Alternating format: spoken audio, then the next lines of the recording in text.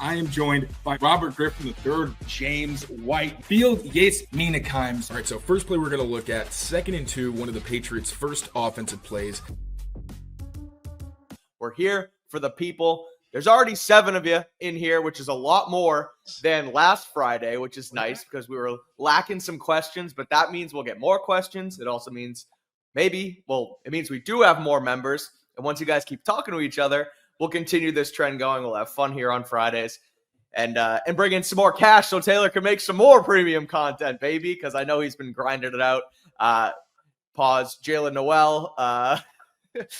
Noel film. We got Jalen Walker film. So it's really coming along here on Press Pass. We appreciate everyone being here, especially on these Fridays, to make this thing go. So those who are here, please ask your questions, throw them in the chat. And we won't get to as many as possible. We'll get to all of them questions-wise, no matter what they are. What was last week? Someone asked about your hat or something. You can ask me about. Yeah, so I switched it up today. There we go. Taylor's got the hair, but just enough. Yeah, we got the headband going now on this Friday. So yeah, ask away anything you got. But while we wait for questions, we'll talk about some Patriots news, and we're also going to do an all SEC 7-round Patriots mock draft at some point today as well. So. Should be fun. We'll get into it in a few minutes. But first, like I said, some news. And this one's all drama, Tayler, which I'm sure you'll absolutely love. But this is the topic I had to go with. And it's Bill Belichick's book. It is called The Art of Winning. And it has not been released just yet. But advanced copies have gone out to some media members, notably around here. I know Ben Volen and Dan Shaughnessy, both of the Boston Globe, wrote some reviews / sort of like angled pieces on the book today. And there's a lot that came out of what they've said. Now, there's no direct quotes because they're obviously using these reviews to tease the thing out so you buy it. But some info that came out is there's no mention of Malcolm Butler or his benching in the Super Bowl. Belichick did admit that they made a mistake by not drafting Lamar Jackson, which obviously and now actually it's funny. I wrote about this earlier. Saying that during the seasons. Huh? Didn't I get crap for saying that during the season, that it was a mistake not taking Lamar, and people were like, "Oh, but Sony." I'm just like, "What do you mean?" Well, that's the thing. I wrote about it today for SI, and a lot of people were like, "Well, everyone passed on Lamar. Like, why is he the only one that has to admit a mistake?" And it's like, okay, no, it's different when at 31 you took Sony Michel, and then 32 they traded up and took Lamar right after you. Like that opens the wound that much more. That makes the mistake much more glaring. Oddly enough, the Patriots passed on Lamar twice, took Isaiah Wynn and Sony Michel, and Baltimore, I was looking back at the draft today, actually took Hayden Hurst at pick 25, who was a solid tight end for he was a good player, but it's just funny, like you look back and you see all the players that go before some of these guys and like, how did they turn into, or how are they the better prospect at the time? But that's obviously draft season and that's how it goes. So Bill admitted to that. And then also no mention of Robert Kraft in like the 300 something people that he did mention. And who he did actually mention in it apparently is Jerod Mayo. So I found that interesting. That tells me that this gripe Bill has is not with Jerod at all, but it's specifically with Robert Kraft. What did he say about Jerod?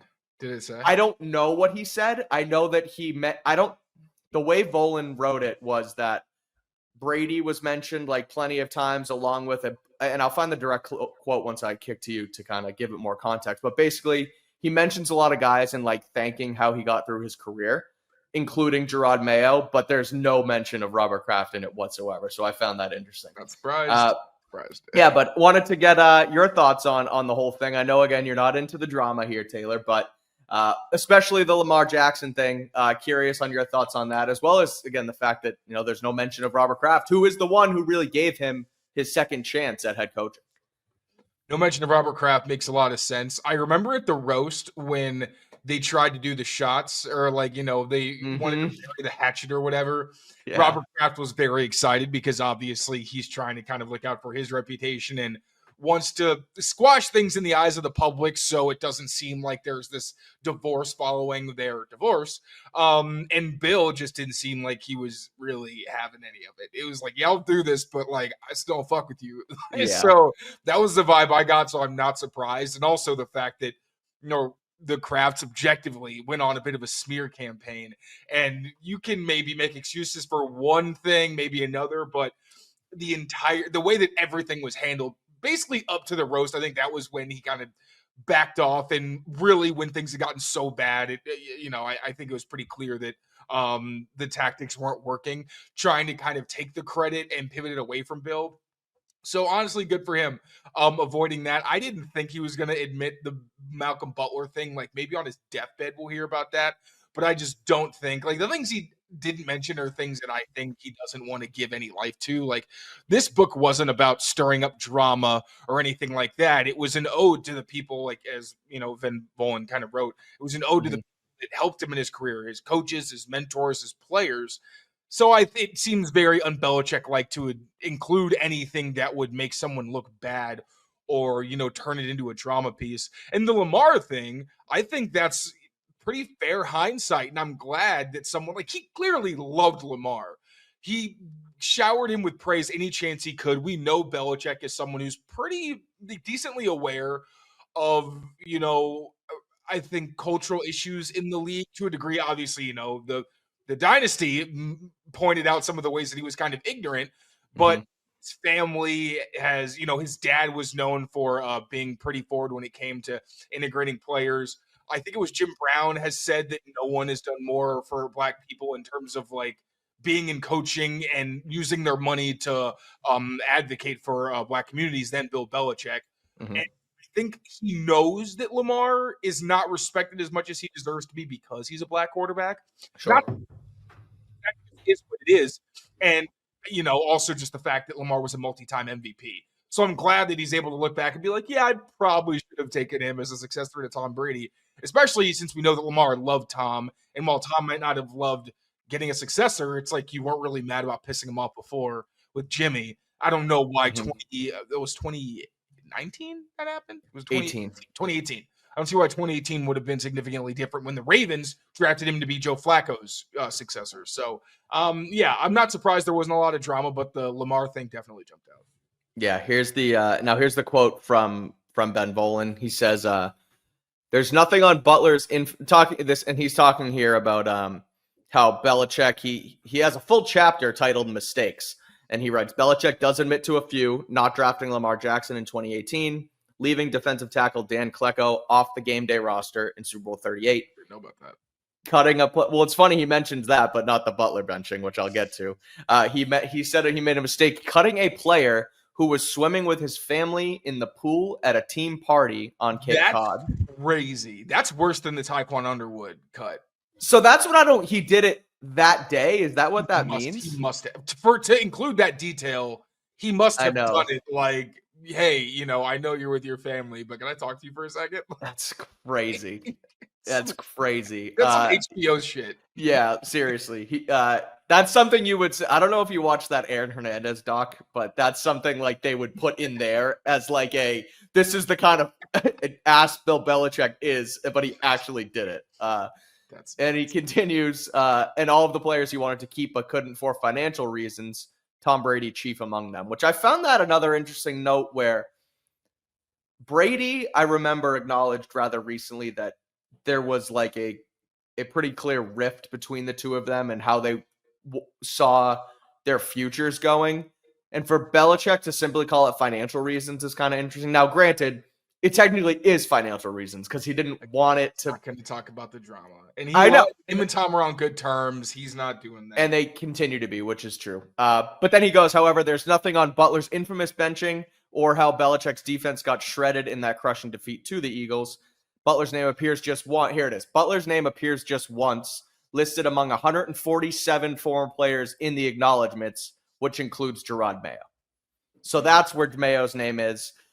Again, he makes a mountain out of a molehill if he doesn't include Mayo in that, because Mayo was a hell of a player during his time here, but clearly doesn't find a way to include Robert Kraft. And again, this is a a book review, so there's no direct quotes. And it does a good job because it makes me look forward to eventually reading the book when it comes out. But that's our little shindig on the Belichick book, The Art of Winning, which releases, I believe, next month.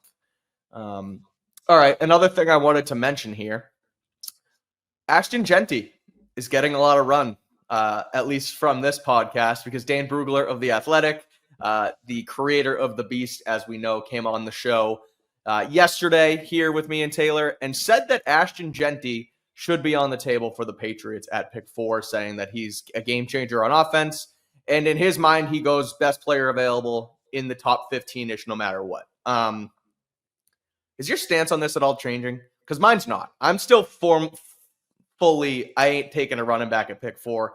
I don't care what the circumstance is. But hearing that from Dane and just kind of having the draft come closer and silly season continues to happen, opinions change. Like, are you still fully out on Jeanty at 4? What would you do if you were the Patriots? Would you consider it? I'll say this. I've come kind of full circle for draft season. It's a time of year that's always given me a ton of anxiety because I just get the worst imposter syndrome because I'm like, I don't know a lot of these guys. I don't know the history of these programs. Sure. It just feels like you're jumping into like an Olympic swimming pool as like a little grasshopper or something. So what I have learned is that this time of year for me is about listening. Obviously, you know, by the nature of the business, I'm going to have my takes and I'm going to have my opinions and Sure. you know, I'll put those out there. But when people who have been doing this for a long time say something, I am going to listen and I'm not just going to be like, that's silly. It's what I've always done, but especially now, if Dane is saying that he thinks that Ashton Jeanty would be a value or decent value at that spot, you know, I'm not saying no. I'm definitely more open to it. I would just be disappointed if this was a pick that didn't address the trenches on one side or the other. I think obviously, like, just like it got to be a Vrabel pick. Like that's a little reductive, but I do think it fits with the tone you're trying to set, right? Like, I remember when I was at the this is kind of off topic, but It's all good. when I was at the combine, I was talking to somebody about the Seahawks and the decision for them to pass in the Super Bowl instead of running the ball. And how it's not just that, like, you can logically justify Pete Carroll making the decision because they had a numbers disadvantage. If they ran the ball, there would have been an unblocked player. Sure, whatever. But for a team who, like, Marshawn Lynch was their identity, and not giving him the ball in that moment didn't just, you know, look bad because of the result. It also sent a message to the team that, like, in a moment that big, you decided to go away from the identity of our football team. And not only just that, but it cost us. And that's the kind of, and this is not that situation. This isn't the Super Bowl, but it's something I've thought about when it comes to the decisions that these guys make in these positions, especially Vrabel. And after the free agency that we saw, where it's very clear he's sending messages with the way that he spent money, I do feel like the way that he uses this first pick of his entire Vrabel era, just like Harold Landry was the first draft pick in Tennessee, he was also the first out-of-house signing of the Patriots era.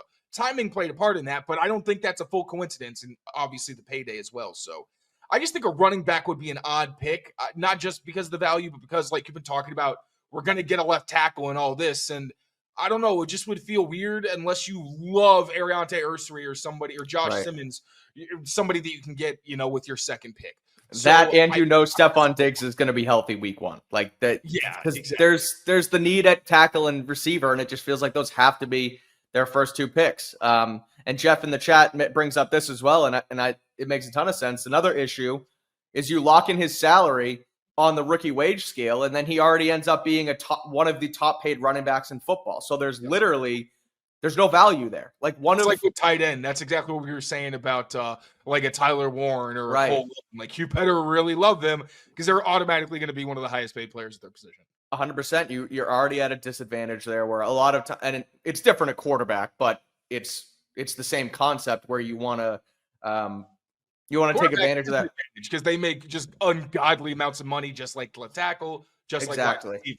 Like So you lose out on that part of the equation there as well. And I just think, you know, you're right on that with the identity and what this team wants to be moving forward. It just doesn't feel like running back is going to be the pick. And I get the arguments for it. Like, I'll at least hear it and understand it. It just, I don't know, for me. And I also agree with you on the listening portion of this. And it's a lesson I learned from Alex Barth actually through Bill Belichick, and it's different with each person. Like we learned that what Gerard Mayo said wasn't always true, but like with Bill Belichick, everything he said was sort of the truth. Like he would never lie. And again, it's a different example, but like listening to draft pundits and guys who know what they're talking about and people who speak around the league, like they're not just saying stuff to say stuff. They're going to give a little tidbits and information. And there's going to be like, there's a reason why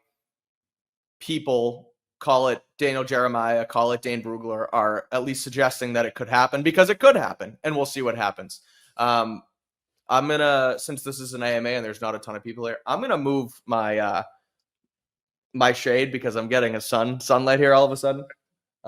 But as I do that, I'm still leaning into my microphone, and we're going to move on there we go, to Matt Gay, the kicker, who was with the Indianapolis Colts. He was released yesterday. He played several seasons in Indy. He also played several seasons with the LA Rams with Patriots special teams coordinator Jeremy Springer. So Patriots only have John Parker Romo on the roster as a kicker. Springer noted last week that they will bring in some competition for Romo, and this feels like an obvious fit given that he's the only, or one of the only, reliable kickers now on the market, and he does have a history with Springer. So you think it's going to happen? Do you see it happening? And what do you make of Matt Gay being released by Indy yesterday? So, of course, it always could happen. But one thing I'd point out is one of my buddies, Zach Hicks, who is the lead analyst for the Colts on Sports Illustrated and the co-host of Locked On Colts, he actually tweeted yesterday a couple of factors I think played into the Matt Gay decision. Gay's inability to make kicks from 50-plus in a dome severely hampered the offense last year, and the team does really like Spencer Schrader, who they re-signed this offseason. He has the inside track, so that's not really Patriots relevant. But the fact that he's not doing well with distance is because John Parker, I think he decided to change his name in the system. So I think now he's John Parker. There's no Romo anymore. Just a little tidbit there last time, because I updated my roster and I saw that the Romo was gone. But that's his thing, is he's automatic when you don't need him to kick from distance. But I think it's like from 50 and on, that's when he gets a little inconsistent. So I don't know how much sense it would make to add two veteran kickers who have a similar skill set, especially considering Matt Gay is somebody who was in LA in a dome, or not always a dome, it was open, but it's in LA, and obviously in Indy in a dome as well. So I don't know if he'd be a great fit. And Springer did point out that you don't just have to, have worked in bad weather to be a good kicker, but that was also more for young guys. I think veterans, you'd like to see them have some experience in that kind of situation. So yeah, Matt Gay just feels like he'd probably be a little bit redundant. Yeah. So it's Parker Romo. John. It's not John Parker? Oh no, his last name is Parker Romo. He took the John off, and now he's going by Parker Romo. What? Oh wait, so it was first it was John Parker? I believe so. I think okay, never mind. I shouldn't have said anything. He's going by Parker Romo. That's what we'll call him. We'll call him Parker Romo. We'll call him Romo. Maybe we'll end up calling him Matt Gay, because maybe Matt Gay becomes the kicker. But regardless, one last topic here before we get into our SEC, all SEC mock draft, and answer some of your questions in the chat. And it's Jalon Walker. There is momentum surrounding the Georgia defensive end / linebacker. So before we give these lovely members a sneak peek of your film breakdown on Jalon Walker, what's the deal? What's the deal with Jalon Walker? I'm going to open up the floor. What do you make of it? Is he a fit for the Patriots? Why is he a fit for the Patriots? And would you be open to taking here? I'm going to give you a direct question. I'm not giving away the whole video right now. I'm just going to say that. That's fine. Just a sneak peek, and then I'll play the promo, and then we'll get to the end of the show. But would you consider Jalon Walker over Abdul Carter? Or can you not answer that, and do you answer it in the video? No, because in the video, I basically assume that Abdul Carter's not going to be there. Okay. Logically, I don't think it would make sense to take Jalon Walker over Abdul Carter. I saw somebody say, what's the difference between the two? I think that's kind of disingenuous. They move completely differently. Abdul Carter, he's a little light, but I wouldn't exactly say he's undersized. Like he's got more than long enough arms, and his bend is very different. I think Jalen Walker has better contact balance. I like his physicality a bit more. But like Abdul Carter is a legit blue chip player. So yeah, no, the video is more about whether or not he does make sense for the Patriots at number 4. And while I think everyone knows, like I did the Will Campbell versus Armand Membu video, and I made my opinion well known that I think left tackle should be the pick. I even said that in the Ted McMillan video. I was like, yeah, if they really like him, sure. But I think left tackle is probably a bit smarter of an investment. But Jalen Walker, considering what I think he could be, like a lot of the ways that I think would be best utilized was reminiscent of Dante Hightower. And then leadership-wise, like the impact he could have on your program, I think is very Hightower-esque as well. While I know people don't think that it's smart to draft a linebacker that early, and again, I understand. One, I think his pass rush upside, as someone with great, powerful hands, as someone who showed a lot more upside in 2023, I think it justifies it. And like, if you knew that Dante Hightower was going to become Dante Hightower, I don't think a lot of people would have been mad if you took him with the 4th overall pick or whatever. So yeah, I go into more detail, but I there's a lot of reasons why for Vrabel specifically, I think he makes a lot of sense. Love it. Well, if you have not seen it, we'll drop a quick preview of the Jalen Walker video right now, and then we'll get into our all SEC mock draft and answer your questions in the chat. So while you're watching this this Walker promo, drop questions in as well, and we'll get to all of them at the end of the show. But here's Jalen Walker. Today we're taking a look at Georgia linebacker Jalen Walker, why he makes entirely too much sense as the first pick of the Mike Vrabel Patriots era, and where exactly he could be used best at the next level. Walker started 1 season for Georgia, taking on early linebacker duties after 2 years as a situational rusher. The Longhorns slide right on a play-action dropback, leaving Walker 1v1 against fellow 2025 prospect Cameron Williams. The tackle tries using a hug technique to grab Walker, but the edge rusher keeps himself clean by stabbing Williams' chest and controlling his outside wrist. This jolts Williams back and causes him to raise his pads, allowing Walker to win inside with an arm over and flush the quarterback, influencing a check down and eventual drop. I actually thought Walker's 2023 pass rush tape was even more impressive than what he showed last season, as there were a wider variety of moves and he had more opportunities to show off his lower half flexibility. Thank you all so much for watching. Make sure to become a member of Patriots Press Pass on YouTube to get full access to videos like this and much more really fun content. I cannot wait for you to see it.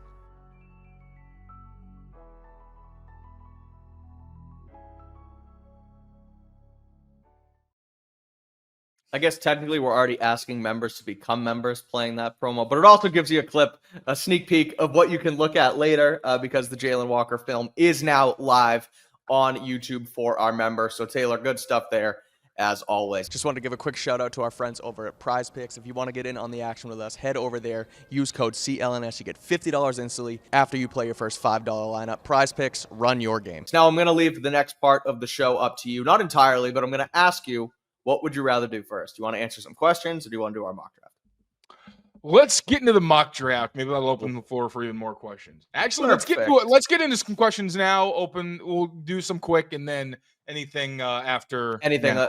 Good call. All right, here we go. To start, you spoke with Matt Waldman earlier this week. That dropped today on the channel. Andrew Da Silva, friend of the show, asks, thoughts on trading back into the first round for Luther Burden after your Waldman interview? I saw that he thinks he's the best wide receiver in this class.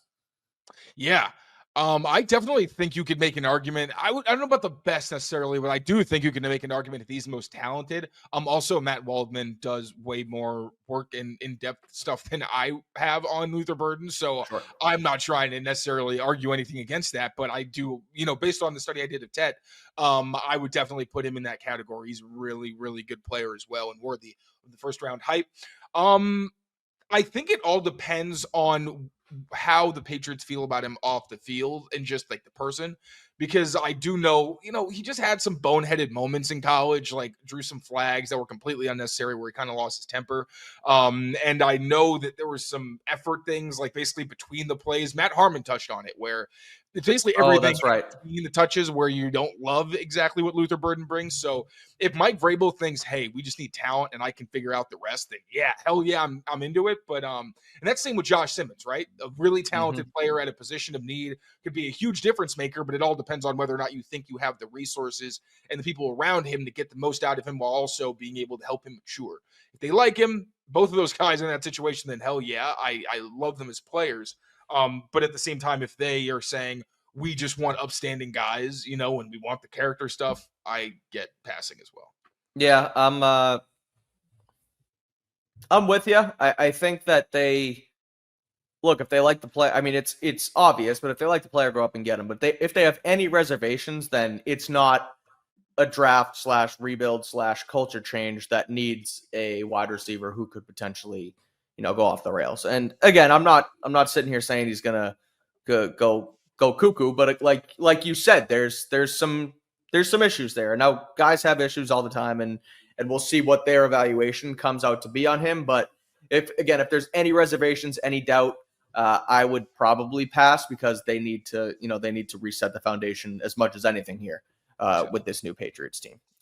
Old Man Bob asks, who's a QB that the Patriots could draft on day 3? Do you have any late round quarterbacks in mind? Taylor's basically saying no. I know that Riley Kyle Leonard. McCord, I just saw him make a really cool throw. He and he's a Syracuse Louisville.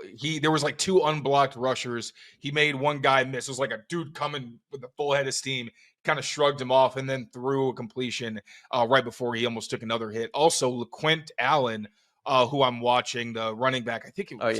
Who just told us about him? It was Dane. Dane met him, because he's got a lot of James White. I see it, dude. He suplexed a blitzer. He knew that a slot corner was coming. He was just waiting on it. The guy came into the area, and he picked him up and dropped him, and then stayed in his face, and then basically got up. It was awesome. But yeah, maybe Kyle McCord. I went to Q's, so I was going to say that's biased with him. So yeah, I'll go Kyle McCord. But I have not watched any quarterbacks, and I can't really. I've done a lot of research, so I don't want to blow smoke. I like Riley Leonard, just as an attitude guy. Really, he was a pro's pro at Notre Dame. I felt like last year, and did a lot throughout their playoff run.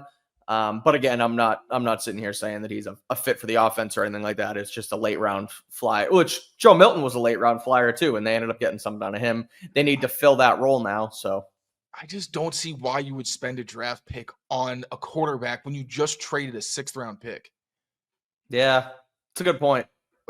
I maybe it was and I know that Milton wanted to be a starter and all that. Maybe he didn't want to be there, but next year, sure. But if your whole thing is we want to surround Drake May, and that's what the quarterback room is for, what good does it do to bring in a 7th round pick? Who does that help? Bring in a camp arm, and then it's just him and Joshua Dobbs, and it's not this, unless you want obviously 3 quarterbacks and one other veteran. But I just do not understand why or where the value is in drafting an undrafted free agent. Sure, again, I'm cool with camp arms if that's all this person is. But why are you spending draft capital when we know these guys have all these holes, and that could be a special teamer or someone who actually does have some kind of role they can play in the team? Just I don't get. No, you're right, and you look at the room right now as it stands, and it's Drake May, who is your anointed next franchise quarterback, and Josh Dobbs, who's making a pretty good salary for a backup. So your room is set. You don't need to spend anything. You don't need to spend capital on a guy. You're right. You can just, you can find the next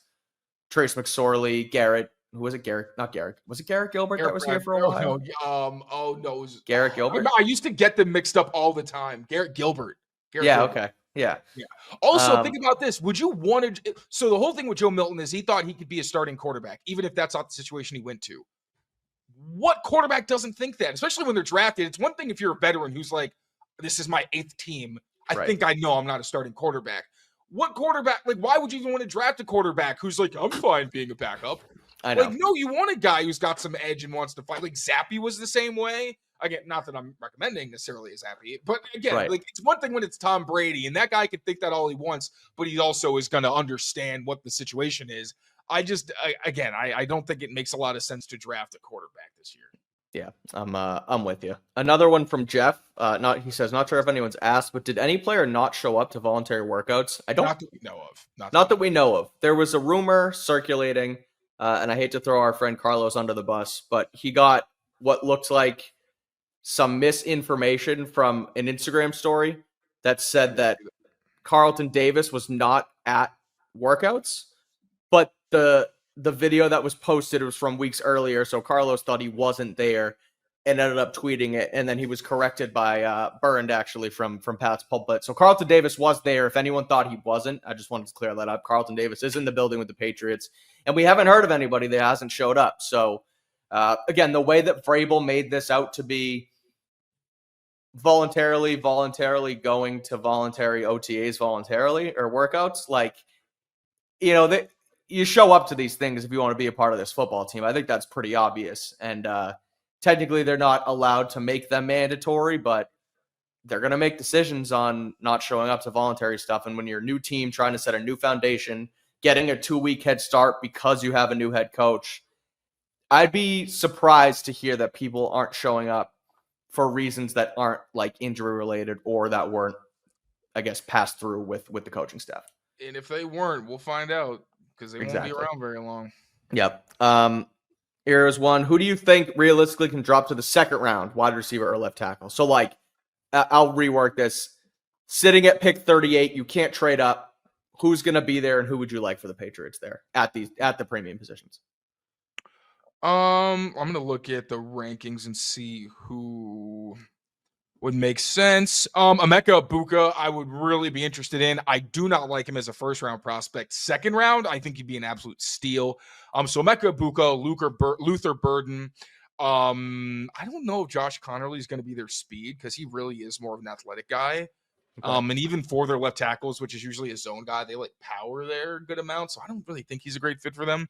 Donovan Jackson, I would be very interested in. But if they get Will Campbell, that might be a little bit redundant. I don't know if they do it. I maybe would think about it.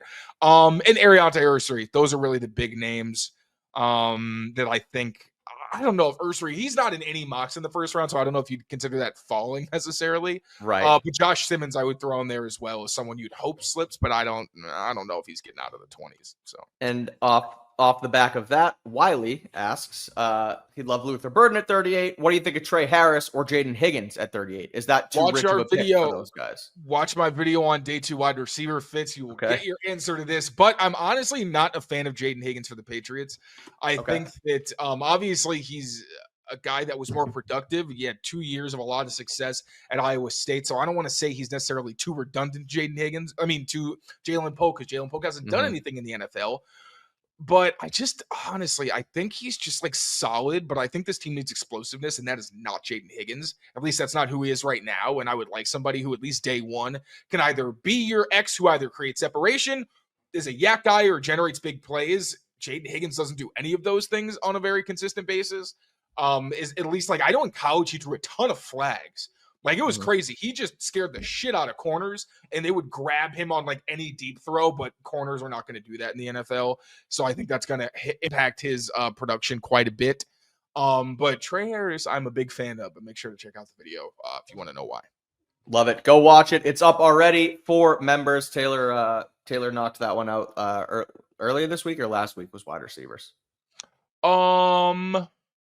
Either way, it's up there. I don't know why I'm trying to set a date on it. The time's blending together. Just want to give a quick shout out to our friends over at Gametime. Head over to Gametime and use code CLNS. You get $20 off your first purchase. You can see the Red Sox. They're opening up next week. Patriots back here in Gillette Stadium. Could be good this year. Stephon Diggs just signed. So fun times down here in Foxboro. And if you want to get to a game again, head over to our friends at Gametime. Use that code CLNS for $20 off your first purchase. Terms apply. That's me trying to transition into our next segment, which is our all SEC mock draft. So here we go. Let's do it. 7 rounds here for the Patriots. We are going to draft players from the SEC only. Nothing else is on the board, so that's how we're going to do it. I'm going to leave the sliders unless you see any of them. I'm good. I like the default sliders. Let's do it. Here we go. All SEC. Start the draft. Ward, Travis Hunter, Mason Graham, all gone. Let's go with the boy. Yeah, let's go with the boy. We're not overthinking it, baby. Willie? Yeah, Willie Camp. Fire Fitz, best dressed offensive lineman in the damn class. Now, okay, Luther Burden would be the next one. Yeah. I think he'll be there. Yeah, he'll be there. I'm just looking to see. Also, who would the tackles be if we didn't take him? It's also crazy to me now being able to do something like this because like 2 years ago, I did not know the conferences. The conferences? At all. Like now I have a pretty decent idea. There's sometimes I need help, but like I know SEC. I know Right. Big 12, Big 10 thing is confusing. Is it now Big 12? It's not Big 10? It's Pac-12, Big 10. Okay. But the Pac-12 is now like a nothing because most of them went to the Big 12, which is also a thing. But SEC's easy. SEC's easy. And yeah, it is. It's easy. You're right. It's easy. And Texas is now in the SEC as well. So Kelvin Banks, I don't think he'll slide to 38. Before? It was no, it was Big 12 for a while. That's weird. It seems like it should be in the SEC. Yeah, it was. That's only a couple years old. Yeah. Okay. Yeah, that makes any rate. Well, we could also go Armand Membu at 4. If you want to get crazy. Did we do Membu in our offense? Remember. Do you remember? No, I think we ended up taking Travis Hunter. Oh yeah, we did. I say we go Will Campbell. Let's do Will Campbell. We gotta get people used to the idea of Campbell being. You're right. I know it's gonna happen. Yeah. We don't want to. Also, real quick, Isaiah Bond. Yeah, not good stuff. Not touching that with a 10-foot pole. Thank you very much. Yeah, me either. I left it in the chat. I wasn't even gonna touch it, but you're right. Some tough stuff going on with Isaiah Bond. Turned himself in yesterday, like you said, for where the Patriots are at culture wise, even without trying to set a culture. No, thank you. Yeah, this one's pretty easy for me. I like Nick Scorton. Okay. I think because he gave Campbell some problems, so that'd be a fun training camp battle to watch. Also, I think he's the better defensive lineman of him and Shamar Stewart. I know Shamar's super athletic. He is on the ground so much, and he misses so many plays. I've watched him like 4 times trying to like him. I just don't think he's a great football player. I'm sorry. I think he's very good if you point him in one direction and you say go. I think maybe with some great coaching, he can be a really good player. But like, I don't know. How many players do you know that are very good that are on the ground a lot? It's one reason that I've kind of come down on Cole Strange, honestly. Like I watched him again recently and it's kind of why you haven't seen me post clips about him. I don't talk about him so much anymore. I really like Cole, but one thing you notice, he's on the ground a lot. And it's just something that I don't know of many people that have improved. And again, how many good players do you know that are on the ground really almost at all? None. I mean, no. You stay up straight. It's that because it's either spatial awareness to know when not to get pushed over. It's contact balance. It's whether you're dense enough to not get pushed over. Like think about Will Campbell's legs are like thick. Even if he stumbles, it's probably gonna be tough for him to like fall versus like honestly, Quint Allen. He's a really skinny guy. Oh, or I like Landon Jackson too. Actually, I actually no, I changed my mind. I like Landon Jackson instead of Scarton. I was surprised he was ranked by honestly, I do. He's like a freak athlete, bro. Everybody sees that video of him hitting the bags where he looks like a baby deer. Yeah. He did it at the combine, and it's just like it's really cool to see how much he's grown. He looks way more coordinated. I also thought that the Senior Bowl he finished well. I think he used some moves that fit his skill set better. Also, a guy that gave Will Campbell problems. He beat him with a cross chop like twice.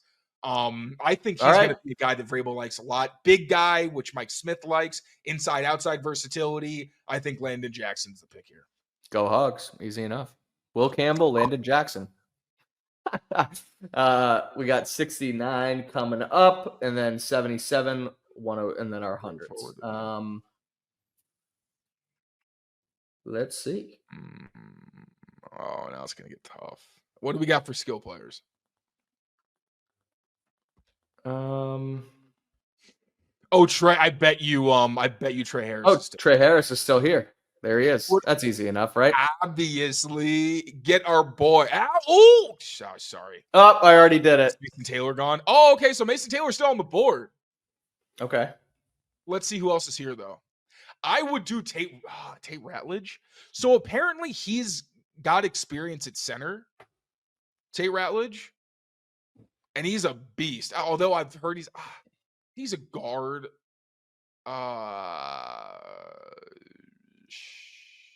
I say, who do we have so far? Campbell, Jackson. Okay. Let's see what other tight ends there are. Who else is in the SEC? Mason Taylor. Gunnar Helm is going to be there. We're good. Yeah. Or we can just get Ben Yurosek, who I still need to watch, by the way. I literally have no idea. I don't know anything about that guy. No running backs that we want here. Jayden Blue. I was just looking. I like Rutledge. I like the Rutledge pick. Okay, let's do it, Rutledge. Let's do Yeah. it. They need an answer at guard or center eventually. Yeah, if he can do one or the other, you're good. Or he's Mike and Wendy, who's replacement. Right. All right. So we've hit three offensive positions. We should probably use some defense here if we can get it. I bet there's going to be some trench help. Deion Walker. Is Kentucky in the SEC? They are. Oh, sneaky. Yeah. Not now. Definitely not. Okay. In the fourth. No deep. Honestly, no. Let's. Yeah. You don't want defense? I don't like the value there, to be honest. Okay. Gunner Helm. Go get Gunner. What's his This is an offense draft. Remember the tweet I sent out where basically You don't think we can get Gunner Helm at 144? No, absolutely not. Okay. Hell no. All right. Did you see the tweet I sent out a while ago where it was like the Patriots next year basically still have a starting defense? They need like a slot guy, but they have a starting defense under contract next year. So like they don't necessarily have to draft early guys. They could wait until the 5th round if they wanted to. All right, Gunner Helm. Yeah.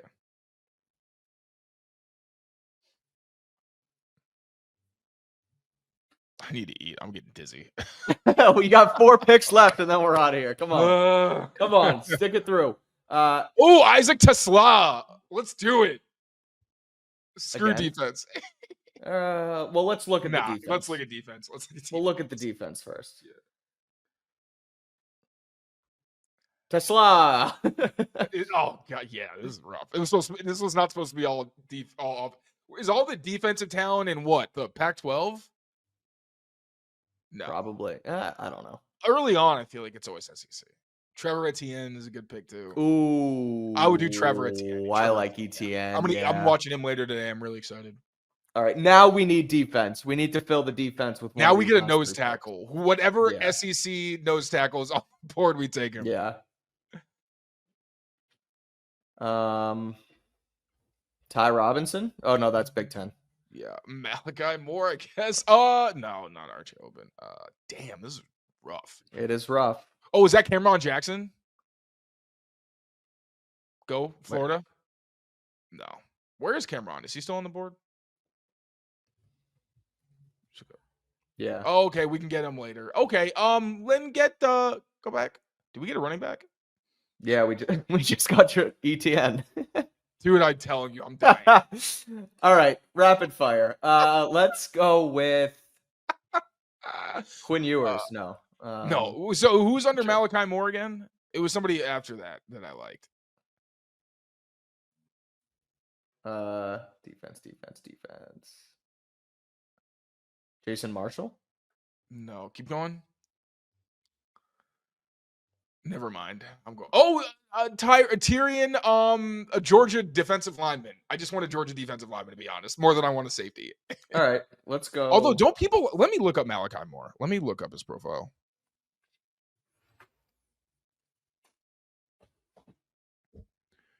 My hand's shaking. Is that normal? I'm just kidding. Oh wow! Guess who his comp is? Who?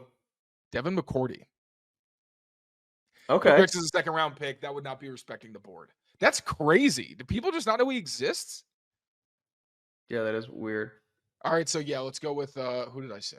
Other than him? Tyrion, Georgia. Oh, Tim Smith. Where is it? Georgia Houston? defensive tackle. I love Tim Smith. Oh, Alabama. Yeah. Okay. What did I say? Tim Smith, Georgia. No, that was the guy pick. Tyrion Dawkins Ingram. Well, we took Tim Smith. Yeah, no, I like Tim Smith. Okay. Smith is one of my guys. 2 more picks. Oh, okay. Malachi Moore. So he's slow, and they compared him to Devin McCourty. Who is this? Corey Giddings. Come on, pal. He's still there. Do we want the slow safety now? Let's keep looking at what we got. Oh, is Cam? Oh, we already have a defensive tackle. Mm-hmm. We can get a. Oh, yeah, no, that would be a little ridiculous. That'd be ridiculous. I'm being silly. We already took tight ends. Here's what we CJ have so Dupree is an athletic guy who can block. Can Maybe we Gunnar double Helm dip block? tight end. So Mm, okay, Andrew, do you think that Malachi Moore would actually be here? If so, we'll draft him. we're in A couple round Georgia 7. defenders or a couple Bama defenders. I'm literally. So what did I eat today? I had a smoothie and I forgot to use banana, so the texture was terrible. It was That terrible. sucks. It was just kind of wet. And then I haven't had any solid food, I don't think. So that's next on the agenda. Let's get 2 guys in here. We'll go with Andrew, we need you. we should really be able to filter by conference here. That would be cool. He's more Harmon. I'll than take Harmon than McCourty. McCourty. I keep seeing Rutgers, and I keep thinking of Deron Harmon. So wait, so Andrew, is he going to be on the board? I don't think he's going to be here. I mean, a slow center field safety I could see being around. The next best, Andrew Armstrong. You know any about this guy? He's another wide receiver. Totally possible he was injured, so he didn't work out. All right, Malachi Moore, you are a Patriot. And I'll look up Andrew Armstrong, see if he's still there. Patriot. Okay, 238. Is Tesla still around? Ooh, Andrew Armstrong is an ideal X receiver. 6'3", 202 pounds. Andrew Armstrong is an ideal X receiver who can make acrobatic catches down the field with top-tier body control and timing. Wow. Why have I never heard of him? Armstrong's roof floor as a run blocker combined with his prowess as a vertical receiver as an X gives him an inside path to a role on an NFL team. Cleaning up his routes and learning to improve his footwork could make him even better. Okay. Should we take him? Hell yeah. We already have an X. Damn it. Let's keep going. He's our binky. Okay. Dun dun dun dun dun dun dun. Should we take a kicker? Yeah. Oh no, that was FSU. Isn't the Harvard kicker? Harvard's not SEC. I mean, I met Alabama. Oh my god, this is crazy. This is actually crazy. Caden Davis. That sounds like a Ole kicker Miss. name. Should we take him? Let me see if he's any good. Caden Davis. Honestly, if you do mock drafts and you're on a deadline, one of the best life hacks as a team with no kicker is just a kicker at the 7th. It's easy. You don't have to write a lot. It's like a sentence. Yep, I know. That's it. last Let's year. do it. Let's do it. Caden Davis. Well, let me read about him. Oh, our buddy Justin Mello, really quick. Okay. Several NFL scouts consider Ole Miss's Caden Davis the best kicking prospect in this draft. Davis was extremely accurate and efficient this past season. The former Texas A&M transfer connected on 24 of 29 attempts for a make percentage of 82.76%. Showcased leg strength by nailing 4 kicks of 50-plus in consecutive seasons. First team All-SEC. Strength and mechanics are present for him to develop into one of the NFL's most productive kickers. Fire away, baby. Let's do it. We have our kicker. Wait, does that count? Oh, wait, never mind. We're not doing all offense. I'm an idiot. Just looked like it. It's over. We did it. Here's our results. Gonna live. We got an F for Tim Smith.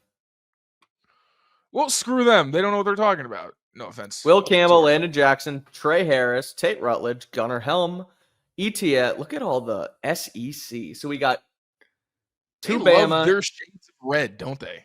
They do. 2 Bama, 2 Ole Miss, 2 Georgia, LSU, Arkansas, Texas. All right. Georgia.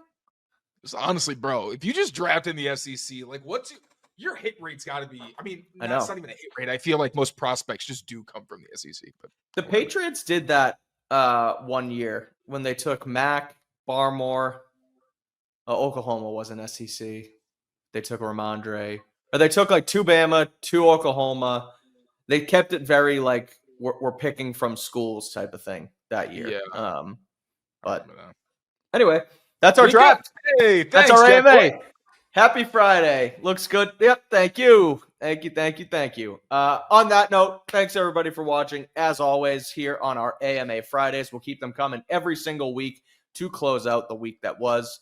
And before we get to the weekend and finish up or continue rather our Patriots coverage here on Patriots Press Pass. So tell your friends, if you're not already, to join and become a member so you can access these live AMAs every single Friday and keep it here for all of Taylor's work on the on the subscription side as well. And on that note, we'll be back next week for Patriots Press Pass. So I'm Mike Kadlick. He's Tayler Kyles. Thanks for watching. Take care of yourselves. Take care of each other. And we will see you guys on Monday. Peace out, everyone. Bye.